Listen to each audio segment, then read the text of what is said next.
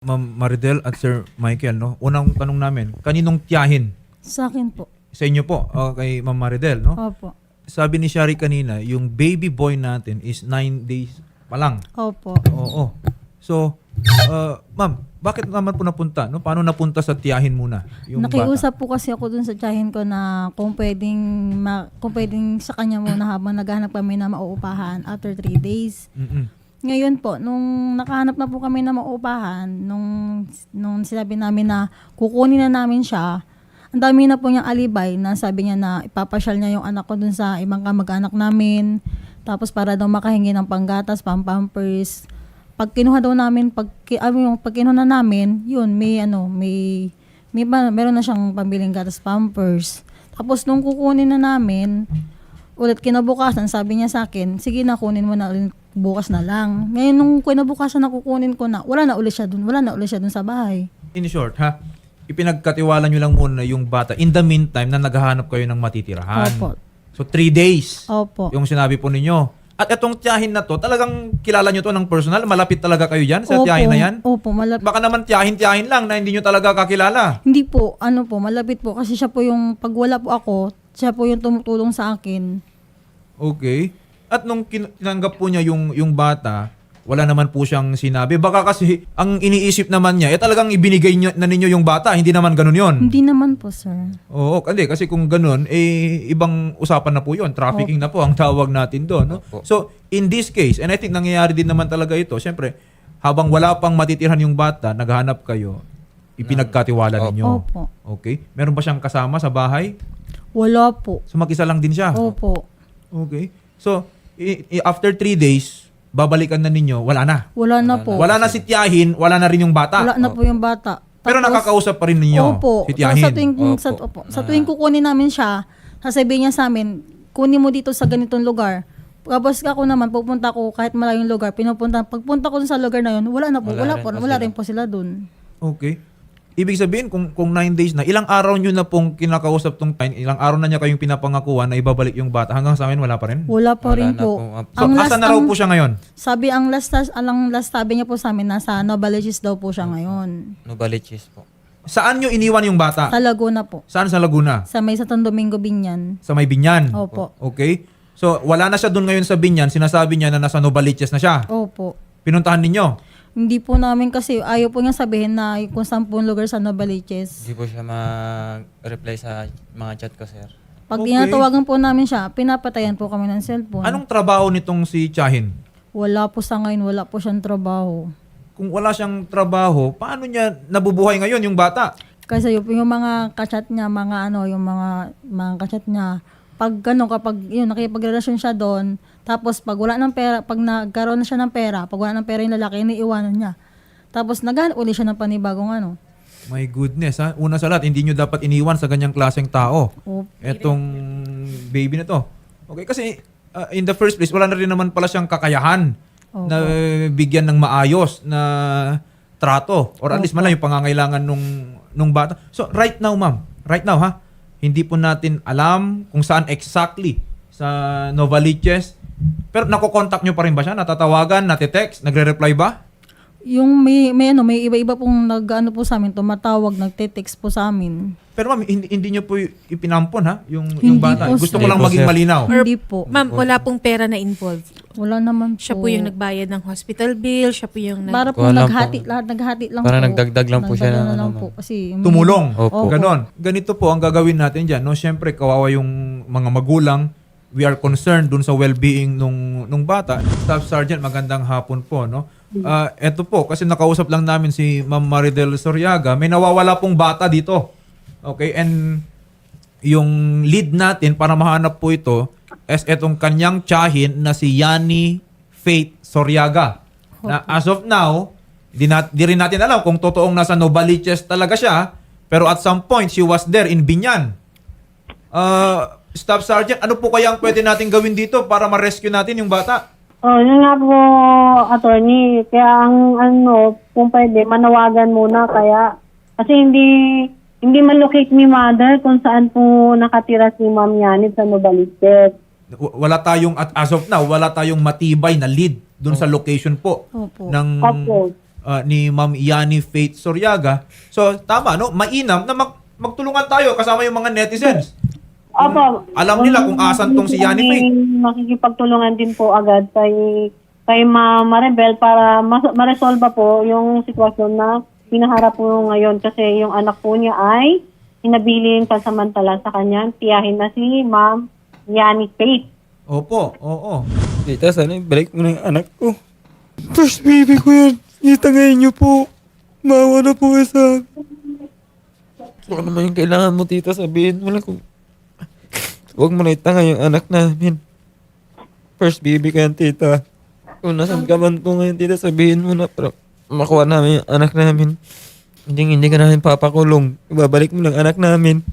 Tita ko, nasan ka man ngayon? Balik mo na yung anak ko. Nangungulila na ako sa anak ko. Nagkatiwala ko sa yung anak ko. Pero bakit ganun ginawa mo sa akin? Kung nasan ka man ngayon, tita, pakiusap ko sa'yo, nagmamakawag, balik mo na sa amin yung anak namin. Miss na namin si Baby Raven. Ma'am Maridel, no, nabanggit nyo rin po kanina na may mga binigay pa siyang mga ibang lugar Opo. na pinuntahan din ninyo Opo. pero hindi ninyo na naabutan. Yung mga tao po ba na nandun sa lugar na yun, nakita na may dala siyang bata? Meron po. So at least no nakita nila na yung bata talaga is nandun pa Opo. sa physical custody nitong si Ma'am Yani Faith. Kasi ako, ang pinag-aalala ko dito, baka dahil hindi niya kayo sinisipot dahil wala na sa kanya yung bata. Yun na nga po. Yun nga po iniisip po Okay. namin eh. Mangyari yan. Ang hirap hanapin pag yung 9-year-old na bata nawala. Kaya with more reason that we should treat this with urgency. Kasi once na mawala yung 9-year-old sa physical custody ni Ma'am Yani Faith Soryaga, it will exponentially, no, na talagang pahirapan tayo nito. Pero hindi, dapat tong si Miss Yani Faith, dapat niyang panagutan yan. Opo. Dapat malaman din ng lahat ng mga nakikinig sa atin right now na kung sino man po, okay, ang magkakaroon ng transaction dito kay Miss Yani Faith Soryaga, either sasabihin ni Miss Yani Faith na kunin mo na tong bata, ikaw na bahala dito sa bata na to, or for baka nga maningil, di ba? Let's use the term. Baka ibenta yung bata na yan, they will all be liable for trafficking. Okay? Trafficking of human persons, especially involving children. At mabigat po ang parusa po niyan. Sana po, Sergeant, to get all, lahat po ng tulong, we will give you lahat po ng information na makuha natin. By the time na magkaroon tayo ng idea ng location ng bata, sana po, agad-agad, we will do some rescue efforts. Apo, attorney. Apo, Sergeant, may isingit ko lang din po. Baka pwede po tayo makapag-backtrack po ng ilang CCTV sa area or yung pinakamalapit po ng mga establishments na possible na daanan o malapit po doon sa bahay ni Yani Faith Soryaga, Sergeant? Apo, nagkipag-cooperate na rin po ako sa barangay. Wala po na hagip na CCTV footage doon sa sinasabing kung saan nakatira si Ma'am Yanet. Doon. Yun din po ang ano namin yung kung saan po siya nakatira.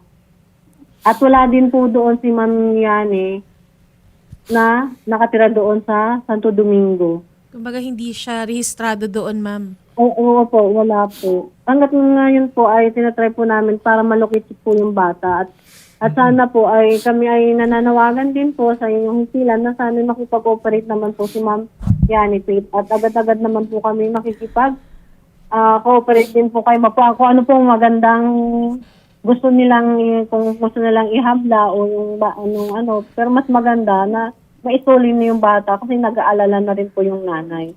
Okay. Actually pala, before that, kanina nabanggit ng ating mga staff na yung number po, ma'am, na binigay ninyo, I think mobile number nitong si Miss Yani Faith Soryaga, sinubukan nating i-contact. Wala na. Iba na raw po yung sumasagot. Opo. Ang dami po yung ginagamit na number Parang na. sinabi is wrong number kayo kasi 15-year-old daw yung Ganun sumagot. ganun po yung mga Parang ganun na sinasabi po ang nila. sinasabi nila, sir. Okay. Pero yun talaga, dati nyo na nakakausap nyo. Yun na po yung number na gamit nila. Kasi we have to track, ha? We have to track kung saan talaga yung naging location ng bata. Sir, magkasama kayo nung iniwan ng bata? Doon Hindi po, sir. tiyahin? Nasa trabaho po ako, sir. So si madam lang yung nandun noon. Opo. Tapos yung tiyahin niya po Pero yung tiyahin na to, nakakausap ninyo? Na-meet nyo talaga in person? wala po, sir. Siya lang po. Hindi nyo kilala tong tiyahin na to? Itong misis ko lang po, sir. So si madam lang ang nakakakilala sa tiyahin? Opo, sir. Wala ka rin doon nung iniwan niya? Wala po sir. Sa Fairview po ako sir. Nananarbaho po ako sir. Pinuntahan ng pulis yung bahay na sinabi ni Madam, wala daw nakatira doon. Meron po, doon po siya, doon nung nag-ano po kami, nung binilin ko siya. Meron po ba kayong kasama, ma'am, nung iniwan nyo yung bata doon sa may tiyahin? Wala po, pero siya po, may kasama po siya nung hinatid ko po yung bata sa Sino po yung kasama niya noon? Lalaki po kasi kasama niya nung hinatid ko po yung bata eh. Kilala niyo po ba yung lalaki Hindi na yun? po. Mayroon po bang mga kapitbahay doon na nakakita? Meron naman po, sir. Yung mga kabataan Hindi, po. we will include them definitely no doon sa investigation kasi ma'am, sabi ni Shari kanina, 'di ba? We will do backtracking dito, sir. Okay? Opo. So, saan tayo magsisimula? Eh di doon po sa point kung saan po ninyo tinurn over yung bata. Opo. We need to confirm. Kasi doon kailangan nating malaman yung point of reference natin at doon po nagsimulang nawala yung bata basically Opo. sa inyo. Okay? And we will do our best. Okay? We will help you. Pero we will make this investigation as thorough as possible para malaman natin yung totoong nangyari po dito at kung asan talaga itong si Miss Yani Faith Soryaga. Ma'am Adora, ito po nung pinantawagan po namin kayo kasi this involves the well-being of a kid. Unfortunately, sa ngayon po is nawawala po yung bata. We are doing all our efforts and coordination din para magsimulang mahanap po sana. Pero sana, no, as soon as mahanap po natin, gusto rin namin pong malaman sa inyo po kung ano ang pwede nating gawin na tulong or maibigay na tulong sa pamilya. 9 days, I think. Oo. At yung siyempre yung trauma din dito sa mga magulang na to. 9 days old. Yes, attorney, yung po bang pinagdalahan niya dito ay dito po talaga nakatira o nagre-rent lang po? Nag-rent lang po. Nagre-rent lang daw po Nagre-rent. apparently, Ma'am Adora. Pero matagal na po nagre-rent dito? 2 months po. Sige po. Attorney, siguro po mag-ano lang din po kami ng mga partner natin dun sa area para in the event na may makuha kaming information or baka sakaling bumalik, maitimbre na natin agad para mapahold natin po doon. Yes po. Opo. We appreciate that, no, Ma'am Adora. Opo. Itatap na rin po namin yung mga partner natin within the community. Plus, sana po maibigay lang sa amin yung mga information, yung details. Lalo Okay. na po yung complete address para po mapabantayan din namin. Okay po. Sige po, Ma'am Adora Pascual. Opo. Tapos po, close coordination na lang po kami ng ating WASI PD po. Okay. Sige po, ha, sa tulong po at assistance na i-offer po ng ating CSWD Binyan, Laguna. Maraming salamat po kay Ma'am Adora Pascual. Sige po, attorney. Thank you din po. Ma'am, eto po kasi nabanggit din na nagrenta lang siya for the last 2 months. Oh, yes po. Before that, saan po siya nakatira? Ano lang po, nung unang tira po niya sa Pasig, tapos nag-ano po kasi, bawat po naging karelasyon niya, doon po siya, kung saan po yun, di ba, nakapagrelasyon po siya ng taga-Pasay, doon po siya, Okay. So, Pag palipat-lipat. Hindi Opo. talaga natin alam. Hindi po namin alam. Pero, gaano nyo siya kadalas nakakausap? Madalas ko po siya nakakausap. Ngayon lang po, Kahit ngayon, nung wala pa siya sa Binyan? opo, ngayon lang po nangyari yung nanganak na po ako. Okay. Wala naman po siyang hininging kondisyon para maibalik yung, Wala yung bata? naman po. Pero yung bata po, may mga dokumento na, certificate. Opo. Okay. At kayo na rin po nakapirma na po sina Sir doon sa certificate? Wala pa po sir. Wala Yun pa pala, po siya, yun sir. kasi yung plano ko sir nga, pupuntahan ko talaga after 3 days para pipirma ko sa mga dokumentong bata. Okay. Yung nalaman ko sa misis ko nga wala na sila doon. Doon na kami nag-ano. Nagsabi siya sa inyo, sir, na ipapaalaga niya muna yung anak niyo. Ako po nagsabi ma'am, sabi ko, pa ako muna kay tita mo, sabi ko po ng ganun ma'am. Kahit Tapos tatlong- siya po yung naghanap ng bahay. Dalaw po kami. Ako po naganap ma'am tapos, Pero nung time na binigay yung baby, sabi niyo po nasa Fairview po kayo. opo. Ah, Kasi okay. yung tita niya po yun ma'am, yun ang kasama niya po sa lying in ma'am. Yun ang anak siya ma'am. Bakit kasama po si tita? Kasi po, siya po yung kasi si mama po kasi, Yun yung lang galit, po kasi talagang malapitan niya ma'am. yun lang kasi nalapit. Kasi yung mama ko po, di po talaga kami close ng mama ko. Okay. Pero ano po yung napag-usapan niyo, ma'am? Wala naman po. Ang sabi lang niya sa akin na kung kailangan ko ng tulong, nandyan siya. Kung gipit kami, nandyan siya. Handa siyang tumulong sa amin. Yun po sabi niya sa akin. Hindi po ba nagbe-breastfeed yung baby sa inyo, ma'am? Natuyuan po kasi ako ng So, kaya nung- sa bote lang po. So, nung yun. time po na iniwan niya si baby, may mga gatas ba siya? Opo, binilihan ko po Kompleto siya ng gatas. po? Opo. Okay. May mga gamit. Kompleto naman Kompleto. So, po. hindi po si tita ang bumili. Hindi po. Kami po. Kami po. gamit na yung ibang gamit ng bata, galing pa sa pinsan ko yun eh. So hindi siya bumili, hindi siya Hindi po. ang binigay niya lang po, ang partisipasyon niya lang po Dumagdag na po siya Dumagdag sa lang ng po yung sa- 1,500 Opo, po. magsabi. Okay. Sige, ganito po ma'am ha. Tinawagan naman na po natin yung PNP para mahanap po natin. No? Opo. Kung may matatanggap po tayo na information, i-coordinate po natin sa kapulisan para din mapabilis yung ating pag-rescue dito po sa bata. Police Staff Sergeant Karen Cadaves. Yes po. Ma'am, sasamahan po namin sila Ma'am Maridel and sila Sir Michael no sa inyong tanggapan, gayon din po sa tanggapan po ni Miss Adora Pascual, ang head po ng ating CSWD Binyan Laguna, para po makuhanan pa po ng ibang statement, and kahit po kami ma'am tutulong po sa paghahanap po. Ang tita ko, nasan ka man? Parang awa na, ibalik mo na yung anak ko. Nangungulilan na ako. Bilang araw na ako walang tulog, walang kain, kakaisip sa anak ko. Sabi mo sa akin, ibabalik mo na sa akin. Sabi mo sa akin, sunduin ko na siya. Pero nung sinundo ko, saan kayo? Wala kayo. Sabi mo sa akin, magpunta ako doon, pinagpupunta ako. Sabi mo, babalik mo na sa akin anak ko. Kasi sabi mo ba sa akin, alam mo yung pakiramdam ng isang ina, pero anong ginawa mo sa akin? Tinakas mo yung anak ko. 1 week pa lang yung anak ko, tita. 2 days ko pa lang siya nakasama. Nilayo mo na siya sa amin. Ano, ibalik mo na siya sa amin, tita. Kung ano yung kailangan mo, sabihin mo lang. Handa kaming ibigay sa'yo. Balik mo lang yung anak namin. Sige po ha. We will coordinate with the police for investigation para mahanap po natin itong anak po ninyo.